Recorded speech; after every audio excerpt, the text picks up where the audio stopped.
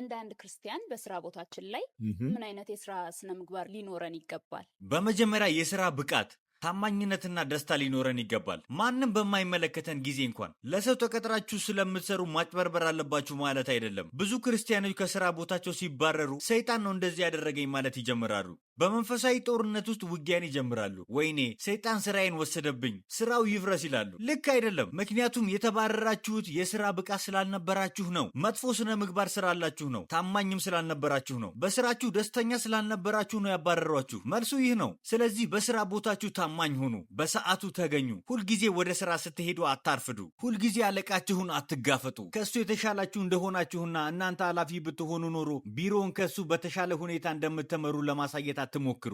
እንደዚህ አታድርጉ። ይህ ጥሩ ሰራተኛ ለመባል ትክክለኛው መንገድ አይደለም። ይህም መረዳት አለባችሁ። ስነ ምግባር ታማኝነትን ይጠይቃል። ስነ ምግባር አክብሮትን ይጠይቃል። ስነ ምግባር የስራ ብቃትና ደስተኛ መሆንን ይጠይቃል።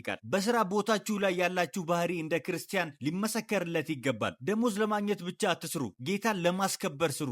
ለዚህ ነው ቆላሲያስ ምዕራፍ 3 ቁጥር 23 ላይ እንዲህ የሚለው ለሰው ሳይሆን ለጌታ የምታደርጉት ሁሉ ለእግዚአብሔር ነው። እናም በድብቅ ያያችኋል፣ እናም ይከፍላችኋል። ስለዚህ ስራችሁ እግዚአብሔርን ያክብር። መልሴ የሚሆነው ይህ ነው። እውነተኛ አለቃችሁ ደሞዛችሁን የሚከፍላችሁ አይደለም። እውነተኛ አለቃችሁ ጌታችሁና አዳኛችሁ ነው። እናም እየተመለከታችሁ ነው። የምትሰሩትን ለእርሱ ክብር አድርጉት። እናም ጌታን አስከብሩ።